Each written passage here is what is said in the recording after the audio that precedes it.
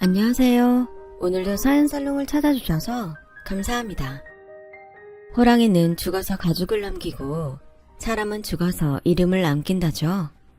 얼마 전 세상을 떠나신 친정 아빠는 이름 대신 제게 낡은 문서 몇 장을 남기고 떠나셨어요. 돌아가시기 몇 해 전 이미 회사가 망했던 탓에 남길 유산은커녕 빚이나 남겨주지 않으면 다행이다 생각했는데 끝까지 이 못난 딸의 인생까지 구제해주시고 가셨네요. 저는 한부모 가정에서 자랐어요. 엄마가 일찍 돌아가신 탓에 아빠와 단 둘이 살아야 했거든요. 아빠는 작업을 하느라 바쁜 와중에도 아침 저녁만큼은 무슨 일이 있어도 집에 돌아와 저와 함께 드셨어요. 사회생활을 해보신 분들은 아시겠지만 그러기가 쉽지 않잖아요. 그럼에도 아빠는 딸아이 혼자 식탁 앞에 앉아있는 걸 가만두고 볼 수 없어서 희생을 하셨던 거죠. 그런 아빠 덕분에 저는 부모님 사랑에 굶주리지 않고 살 수 있었어요. 아빠가 엄마 몫까지 해주셨으니까요. 그럼에도 불구하고 제가 딸이기 때문에 아빠 혼자 감당할 수 없는 일들도 분명 있었어요. 그럴 때는 주변 분들의 도움을 받기도 했는데요. 대표적인 분들이 바로 저희 시부모님들이세요. 아빠와 제 시아버지는 30년 지기 친구 사이거든요. 두 분은 동향의 나이까지 같으세요. 오늘 제 이야기를 시작하려면 먼저 저희 아빠와 제 시아버지 관계부터 설명을 해야겠네요. 두 분이 처음 만난 건 아빠가 막 회사에 취직한 20대 후반대였어요. 당시엔 대학만 나와도 취직이 보장되던 시절이었는데 거기다 저희 아빠는 명문대 출신이라 남들보다 쉽게 취업할 수 있었어요. 졸업하자마자 꽤 이름 있는, 그러니까 지금으로 치면 대기업에 입사한 거죠. 하지만 아무리 명문대생이라고 해도 학업과 실무는 천지 차이잖아요. 그래서 아빠는 입사 후 한동안 엄청 고생을 하셨대요.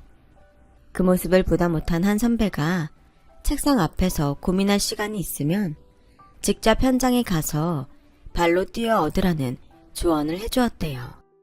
그래서 그날부터 공장에 직접 달려가 실무자들 옆에서 현장이 돌아가는 상황을 파악하게 된 거죠.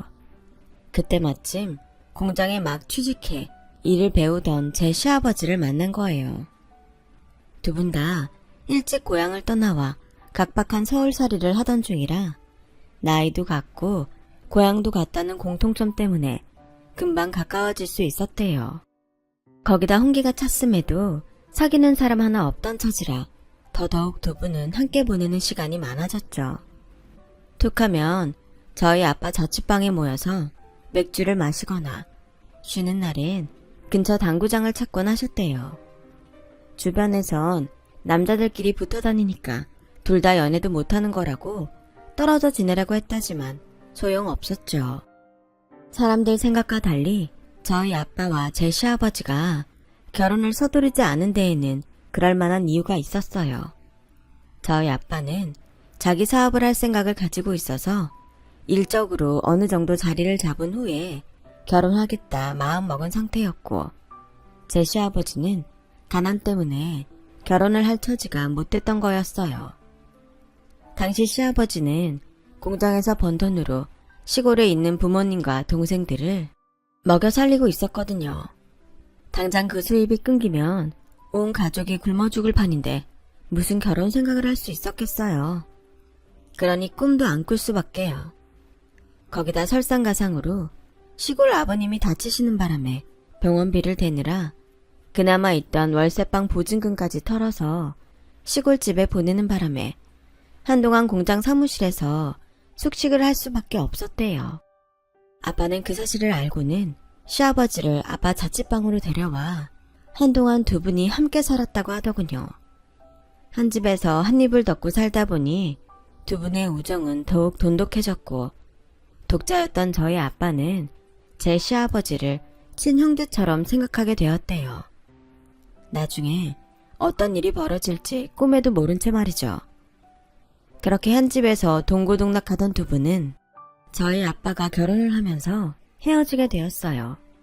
입사 후 몇 년이 지나 꿈에 그리던 창업을 하게 된 아빠는 일찌감치 특허를 내놓은 기술이 몇 개 있어서 구멍가게 수준의 신생회사임에도 거래처를 확보할 수 있었고 운도 따라서 금세 자리를 잡을 수 있었어요.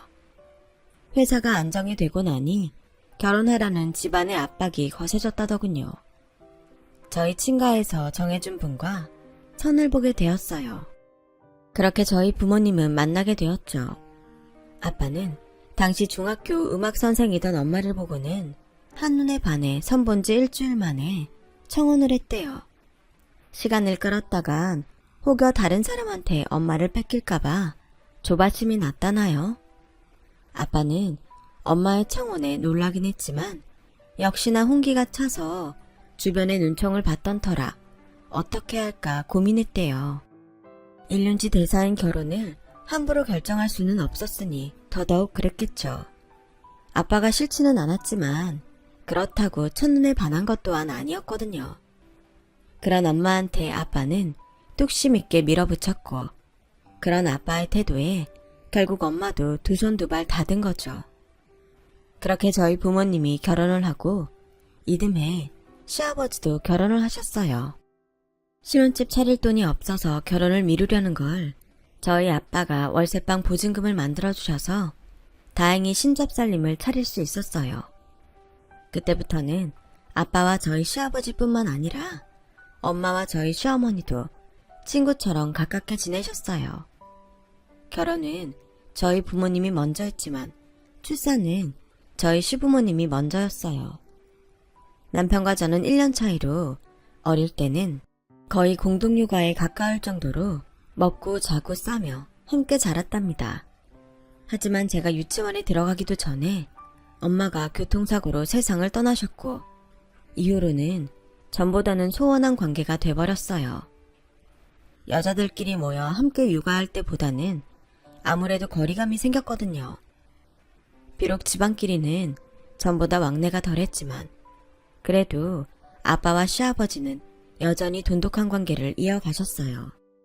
시아버지가 다니던 공장을 그만두고 독립을 했을 때도 아빠가 회사 하청업체까지 시아버지 공장으로 바꿔줄 정도로 챙기셨거든요. 덕분에 시댁 살림도 피기 시작했고 몇 년 뒤 집을 사서 지금의 집으로 이사를 하게 되었어요. 여기까지가 아빠와 시아버지 그리고 저의 성장 스토리예요. 이때까지만 해도 아빠와 시아버지는 서로 사돈지간이 될 줄은 꿈에도 모르셨을 거예요. 저랑 제 남편도 그랬으니까요. 초등학생 때까지는 그래도 가족끼리 종종 만나 여름 휴가도 같이 가고 모여서 밥도 먹고 그랬지만 사춘기가 되고부터는 서로 어색해서 만나도 대면대면 굴었거든요. 그렇다 보니 점점 가족끼리 만나는 자리도 차츰 줄어들었고 아빠들끼리만 밖에서 만나곤 하셨어요. 그러다 남편과 재회를 하게 된 건 입사 2년 차 때 사수와 신입 교육을 맡게 되면서였어요. 명단에 적힌 이름을 보는데 그 중에 낯익은 이름이 있더라고요. 그리 독특한 이름이 아니라서 동명이인일 거라 생각했는데 막상 얼굴을 보니 남편이 맞더라고요. 남편은 저를 보자 반가움과 묘한 감정이 교차하는 듯 했어요. 나중에 그러는데 원서를 넣은 곳 중 2군데에 붙었는데 일부러 제가 있는 회사로 들어왔다더군요. 저보다 연차가 낮은 건 알지만 그래도 한 공간에 있고 싶었대요. 오래전부터 저를 짝사랑했지만 워낙 사는 형편이 차이가 나서 고백은 꿈도 못 꾸고 있었다네요. 그러다 직장이라도 같이 다니면 제가 자기를 쳐다봐주지 않을까? 고민 끝에 내린 결정이었죠. 그리고 남편의 그 결정은 적중했어요. 남편이 같은 회사에 입사하고부터 저도 자꾸 신경이 쓰였으니까요. 눈에서 멀어지면 마음에서 멀어진다고. 하지만 반대로 자꾸 눈에 들어오니 마음도 가까워지게 되더라고요. 게다가 남편이 저희 부서로 발령받는 바람에 일적으로도 자주 엮이면서 많이 가까워지게 되었어요. 처음엔 일적으로 지내다가 의도적인 남편의 접근으로 이성적으로도 가까워지게 되었죠. 남편은 회사에서 제가 동료들과 나누는 대화를 통해 무슨 영화를 보고 싶어 하는지, 요즘 최대 관심사는 뭔지 등을 캐치했고 그에 맞는 상황을 만들어 제게 접근했어요. 물론 당시엔 이런 사실들을 몰랐었죠. 그저 남편이 저와 성향이 비슷한 줄로만 알았을 뿐이에요. 지금 생각해보면 남편은 참 주도 면밀한 사람인 것 같아요. 자신이 원하는 걸 손에 넣기 위해 계획하고 오랜 시간 버틸 줄 아는 걸 보면 말이죠. 그리고 그건 시아버지를 닮은 것 같더군요. 물론 나중에서야 알게 된 거지만요. 한 직장에서 같은 프로젝트를 맡아 진행하면서 전후에도 사랑도 싹튼 우리는 재회한 지 1년도 안 돼 연애를 시작했어요. 그런데 막상 부모님들께 말씀드리려니 고민이 되더라고요. 사귀다 결혼까지 가면 다행이지만 혹시라도 중간에 헤어지게 되면 아빠들 사이도 서먹해지지 않을까 걱정이 되었거든요.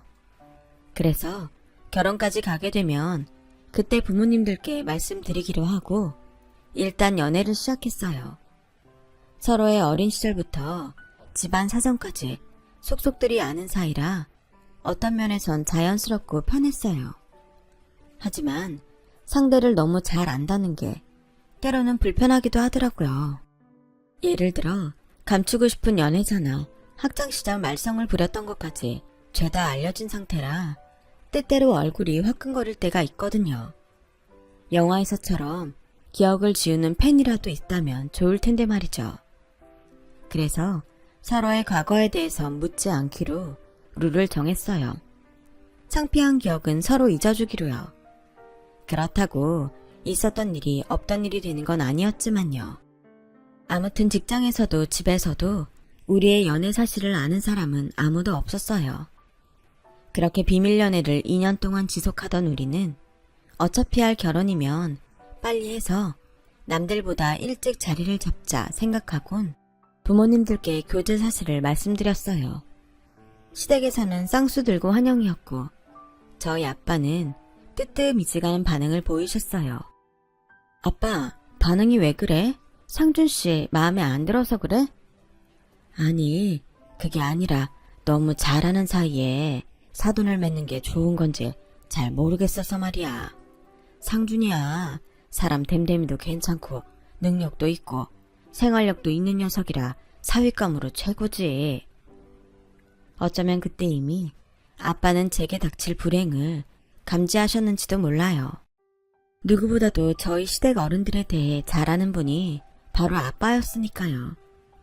결혼 얘기가 나오자마자 시댁에선 당장 상견례 날짜를 잡자고 연락을 해왔어요. 특히 아버님이 좋아하셨죠. 이야, 우리 애 40년 우정이 이젠 사돈으로 끝을 맺는구만. 사돈, 딸 걱정은 하지 말게나. 내가 딸처럼 아끼고 보살필 테니 자네도 내 아들 잘 좀 부탁하네. 시아버지는 세상을 다 얻은 사람처럼 그렇게 기뻐할 수가 없었어요. 아빠는 그런 친구한테 도저히 결혼이 탐탁치 않다는 말을 꺼낼 수가 없었죠. 그날 아빠의 표정이 하도 안 좋아서 그게 내심 마음에 걸리더라고요. 그래서 오랜만에 아빠랑 외식을 하며 기분을 풀어드리려고 아빠 회사로 찾아갔어요. 그런데 아빠 회사는 온데간데 없고 그 일대에 아파트 단지가 들어서 있지 뭐예요. 맞바지 공사가 한창인 아파트 입구엔 공사 일자가 적혀 있었어요. 4년 전부터 공사가 진행됐더라고요. 공사장 인부를 붙잡고 전에 여기 있던 회사는 어떻게 됐냐고 물었더니 망해서 부지를 팔고 나갔다는 거예요. 그러니까 아빠 회사는 제가 취직하던 해 이미 문을 닫은 상태였단 얘기였죠.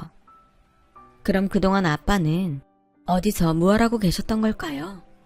매달 생활비라고 두셨던 돈은 어디서 만드셨던 걸까요? 모든 게 뒤죽박죽 돼버려서 도무지 생각을 할 수가 없었어요. 딸이라는 게 연애하는 데 빠져선 아빠가 어떤 상황에 처해 있는지도 모르고 살았다는 게 그렇게 죄송할 수가 없었어요.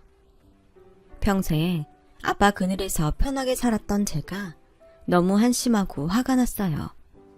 그래서 아빠한테 전화를 했더니 우리 딸 무슨 일이야? 아빠, 회사지. 어디긴 어디야. 왜? 퇴근길에 뭐 사다 줘? 아빠는 일부러 밝은 목소리로 아무 일 없는 듯 거짓말을 하시더군요. 그래서 차마 오늘 본 얘기는 못하고 오늘 일찍 들어오시라고 고등어 사다 맛있게 구워 놓을 테니 저녁 드시지 말고 바로 오시라고 말하곤 끊었어요. 그리곤 버스 정류장까지 걸어가는 내내 길거리에서 펑펑 울었어요. 그러다 내가 이러면 아빠가 더 힘드실 거란 생각에 눈물을 닦고 마트에 들러 아빠가 좋아하시는 고등어를 한 손 샀어요. 집에 도착한 저는 그릴에 고등어를 굽고 된장찌개를 끓여서 저녁상을 준비했어요. 그리고 아무 일 없는 것처럼 밝은 얼굴로 퇴근하는 아빠를 맞았죠. 늘 그래왔듯 아빠의 양복 상의를 받아들곤 옷장에 넣었고 오늘도 수고 많으셨다 말씀드리곤 어깨를 주물러 드렸어요. 오랜 시간 가장의 무게를 이 어깨에 지고 살아오신 아빠가 새삼 대단하고 가엾게 느껴지더군요. 유일한 가족인 딸한테까지 그동안 말도 못하고 혼자 속으로 앓으셨을 아빠를 생각하니 눈시울이 젖었어요. 그래서 얼른 눈물을 훔치고 나와 저녁상을 차렸어요. 그렇게 아빠와 저녁 식사를 마친 저는 오늘 회사에 갔던 일을 말씀드렸어요. 그랬더니 아빠가 당황하시더군요. 이미 김 전무님과 통화해서 대략적인 상황은 알고 있다고 말씀드렸더니 그제야 붉어진 눈시울을 감추려 허공을 응시하시더니 이내 제 손을 꼭 잡으시더군요. 미안하다. 아빠가 내 결혼만큼은 남부럽지 않게 치러주고 싶었는데 결국 이렇게 됐구나. 그래도 네 아빠 이렇게 안 죽는다. 조금만 기다리면 상황이 나아질 테니 그때까지 조금만 버텨다오. 우리 유미 아빠 믿지? 이미 환갑이 넘은 연세에 제기를 노리는 아빠가 안쓰러워서 알겠다고 고개를 끄덕였어요. 하지만 어떻게 나아질 수 있겠어요. 낮에 통한 전무님이 그러셨거든요. 수십 년 피땀 흘려 세운 회사가 넘어갔는데 사장님은 전 재산 다 털어 직원들 월급이랑 퇴직금 챙겨주셨어. 그래놓고 정작 당신은 집도 전세로 돌려서 살고 계시니 참. 그리고 알고 있나 모르겠는데 사장님 요즘 세차장에서 일하신다. 퇴직한 전 직원이 일하는 세차장인데 거기서 일당 받고 일하신다더라. 나도 얼마 전에야 소식 듣고 알았어. 퇴사할 때 전 직원 퇴직금 정산까지 문제없이 해결해 주시길래 그래도 어느 정도는 여유는 있으신 줄 알았는데 본인 전 재산 다 털어서 해주신 건지 누가 알았겠니. 이런 상황에 제기라니요. 턱도 없죠. 그런데도 아빠는 희망을 잃지 않는 모습이었어요. 얼마 뒤 상견례를 하게 되었어요. 시댁 식구들은 마치 축제에 온 것처럼 들떠 보였어요. 저와 아빠는 밥 빌리러 온 흥부처럼 그들의 눈치만 볼 뿐이었죠. 한창 분위기가 무르익자 시아버지는 신혼집 얘기를 꺼내셨어요. 사돈, 신혼집은 어떻게 하는 게 좋을까? 우리 형편대로 하자면 20평대 빌라 전세 정도밖에 안 되는데 아무래도 그런 데는 유미한테 무리겠지? 내심 저희 쪽에서 집을 해주길 바라는 눈치더라고요. 형편에 따라 살아야지. 안 그런가? 집 정해지면 말해주게. 혼수를 채워야 하니까. 하지만 시아버지의 기대와 다른 아빠의 대답에 룸 안에는 어색한 기류가 흘렀어요. 그러자 시어머니가 나서서 분위기를 바꾸려 노력하셨어요. 요즘 젊은 애들은 폐물 같은 건 안 하는 추세라고 하더라고요. 세트로 맞춰놔봐야 유행도 금방 지나고 촌스럽다나? 게다가 유미 넌 좋은 목걸이며 반지 많잖니? 그래서 말인데 폐물은 그냥 넘어가자. 정 아쉬우면 살면서 상준이한테 해달라 그러고. 네, 그럴게요. 처음부터 폐물을 받을 생각은 없었지만 마치 안 하는 게 국룰인 것처럼 포장하시니 기분이 좋지는 않았어요. 그때였죠. 시아버지가 기대에 가득 찬 눈빛으로 예단비에 대해 물으셨어요. 어차피 일부는 되돌려 보내야 하는 돈이니까 애초에 딱 받을 만큼만 보내는 게 어떨까 하네. 자네 생각은 어떤가? 폐물도 건너뛰고 약소하게 하는 결혼인데 예단비가 필요한가 싶네만. 어차피 자네나 나나 집안 식구도 별로 없으니 친인척 인사는 각자 하는 걸로 하면 어떨까 하네. 그러자 큰일이라도 난 것처럼 호들갑을 떨며 시어머니가 말했어요. 아니, 그래도 예단비까지 생략하는 건 너무 심하지 않나요? 폐물이야. 어차피 안 쓸 거니까 그런다 치지만 예단비는 다르죠. 있는 사람이 더하다더니 너무하시네요. 그렇잖아요. 솔직히 자식이 둘만 돼도 이런 말 안 해요. 하나밖에 없는 자식 장가 보내는데 예단비도 못 받고 하는 게 어딨어요. 집 문제만 해도 그래요. 저희 형편 뻔히 아시면서 이럴 때 그쪽에서 아파트 한 채 주시면 좀 좋아요. 어차피 나중에 유미한테 물려줄 재산이잖아요. 그런데 꼭 이렇게 야박하게 구실 일이냐고요. 정말 서운하네요. 시어머니 못지않게 시아버지도 많이 서운한 표정이었어요. 그러자 아빠가 낮은 한숨을 쉬시곤 말씀을 이어가셨죠. 실은 몇 년 전에 회사 문 닫았습니다. 자네한테는 진작 얘기 못한 건 미안하네.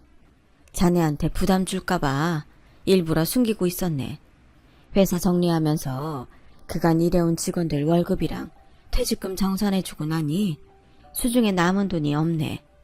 몇 년만 기다렸다가 식을 올렸으면 지금보다는 제대로 치러서 보낼 수 있었겠지만 현재 형편은 그게 안 될 것 같습니다. 죄송합니다. 회사를 접었다는 말에 시댁 식구들은 하늘이 무너진 것처럼 낙담했어요. 아니, 자네는 그런 일이 있었으면 진작 나한테 말을 할 일이지 이렇게 폭탄 선언을 하는 게 말이 되나? 그리고 내가 무슨 부담을 느낀다고?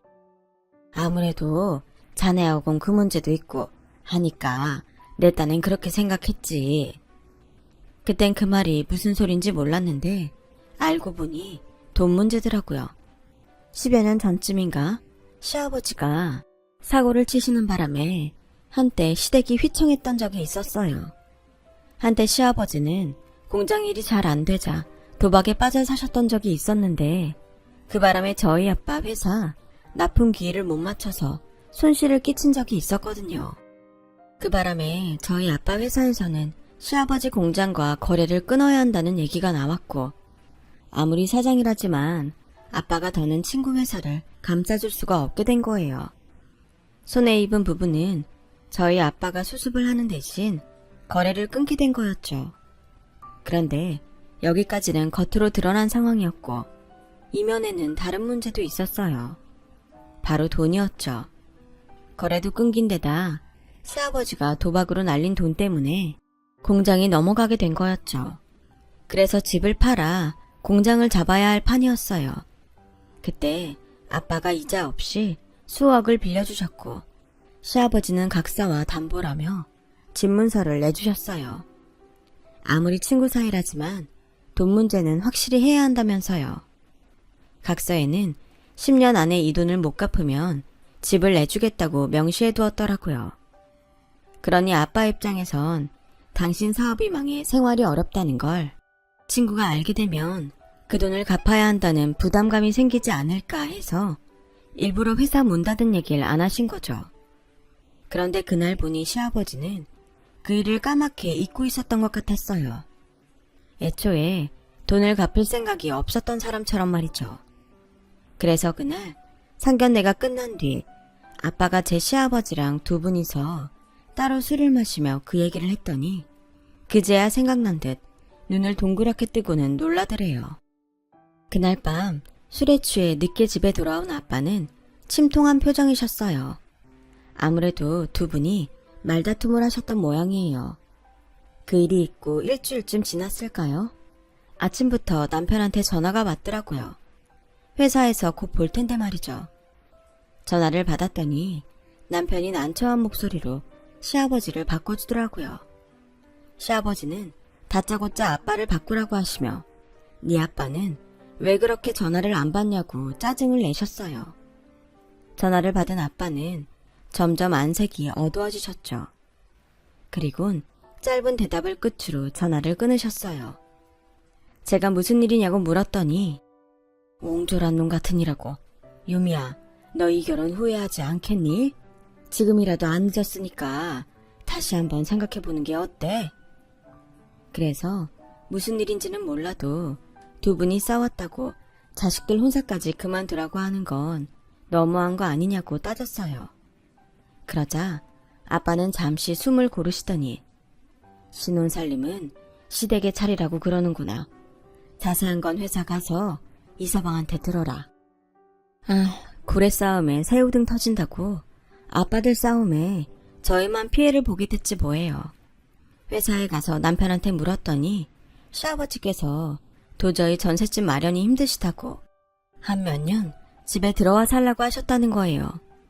전세 보증금이 문제라면 우리가 대출받아서 해결하겠다고 했더니 시작부터 은행 빚지고 살 생각 말라시면서 가풍 익힌다 생각하고 들어와 살라고 하셨대요. 안 그러면 이 결혼은 없던 일로 하시겠다고요.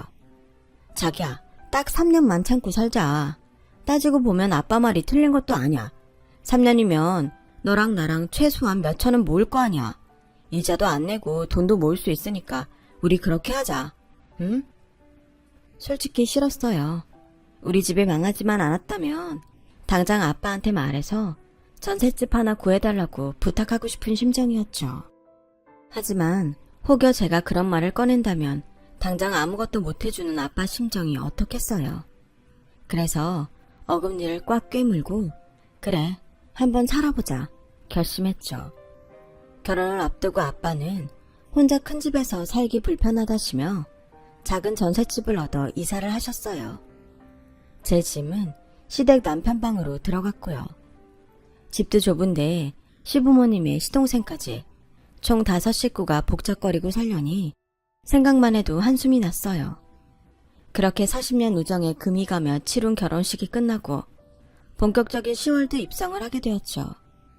사람 사는 게 다 거기서 거기 아니겠냐 생각했는데 거기서 거기까지의 거리가 제 생각보다 아주 멀더라고요.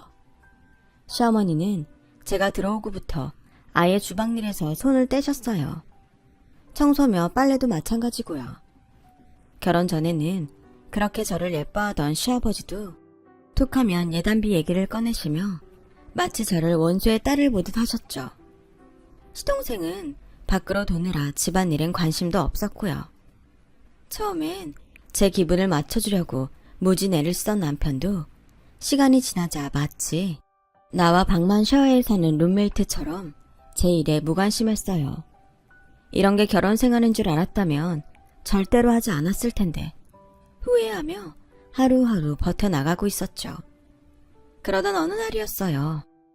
회사 사람들이랑 점심을 먹고 오는데 아빠한테 전화가 왔더라고요.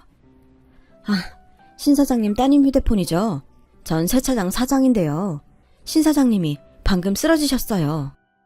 뙤약볕에 장시간 세차 일을 하시다 탈진하셨는데 숨을 쉬지 않는다며 당장 병원으로 와달라고 하더군요. 급하게 병원으로 달려가 보니 이미 아빠는 세상을 떠나셨더라고요. 장난인 줄 알았어요. 주말에 제가 집에 갔을 때만 해도 멀쩡하던 분이 죽었다뇨. 당장이라도 눈을 뜨고 제 이름을 불러주실 것 같은데 말이에요. 뒤늦게 소식을 듣고 달려온 남편은 황망한 저희 아빠의 죽음에 말을 잇지 못했어요.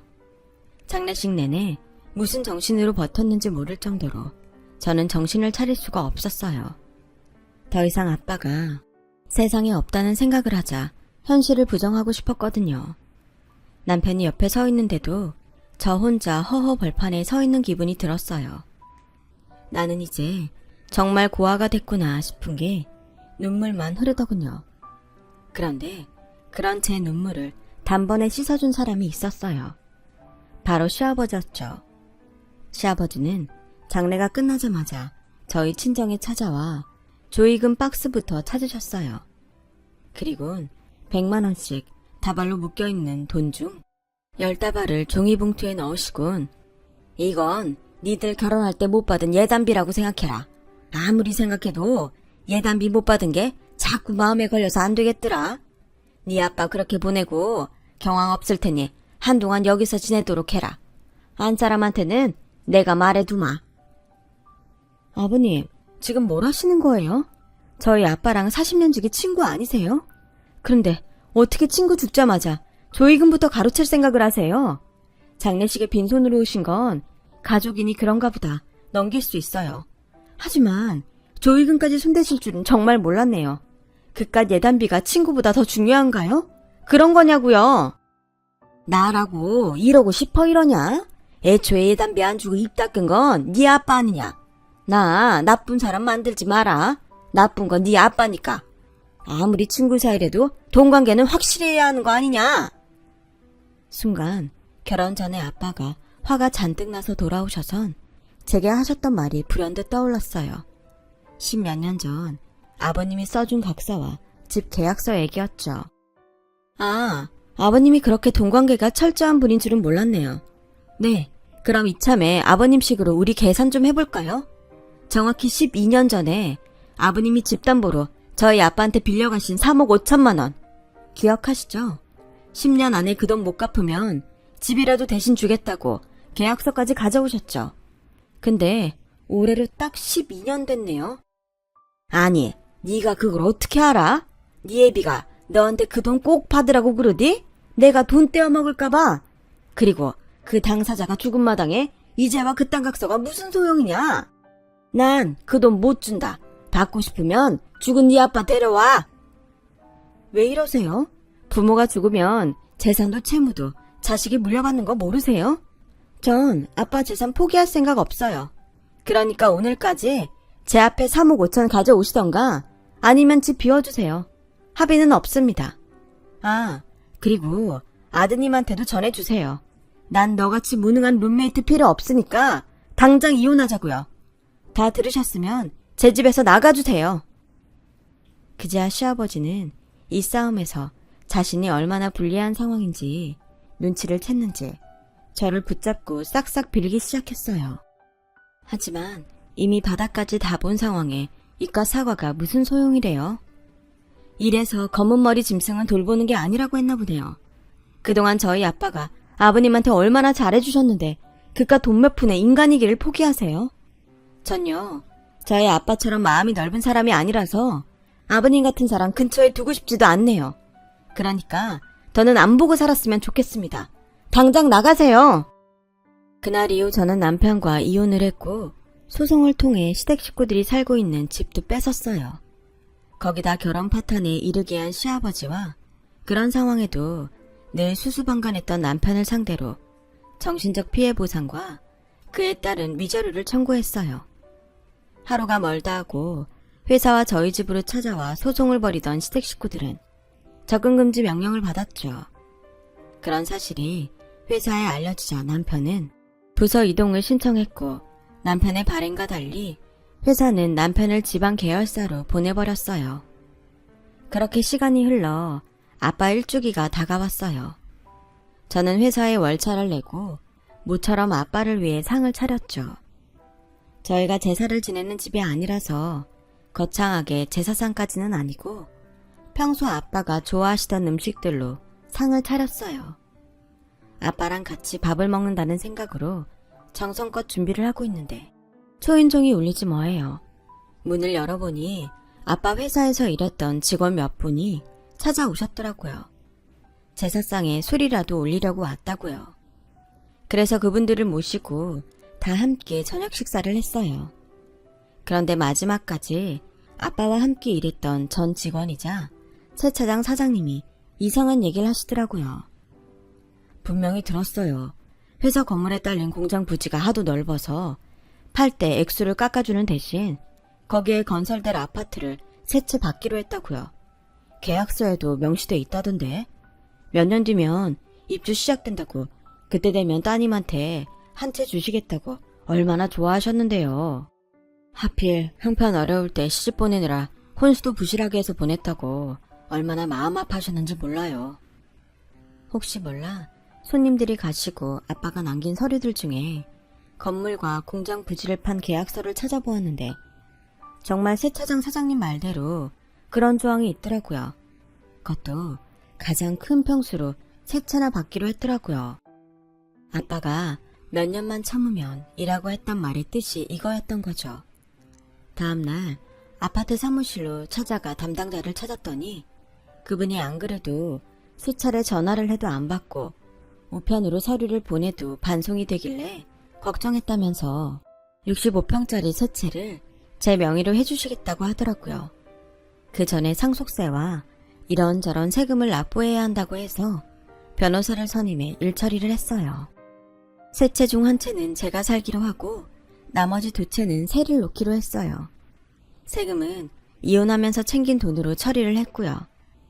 살아생전에도 딸을 위해서라면 당신 인생도 포기하고 사셨던 아빠는 세상을 떠나신 후에도 이렇게 저를 지켜주셨네요. 비록 40년 지기 친구한테는 배신을 당했지만 그래도 잊지 않고 기일에 찾아주는 직원들도 있고 우리 아빠는 인생을 꽤 잘 사신 분인 것 같아요. 저도 이제부터 아빠처럼 제대로 인생을 살아볼 생각입니다. 제 사연을 들어주셔서 감사합니다. 건강 조심하시고 행복한 오늘이시길 바랍니다. 여러분, 사연 댓글에 응원과 현명한 조언 부탁드려요. 좋아요와 구독은 저에게 큰 힘이 됩니다. 오늘도 좋은 일 가득하세요.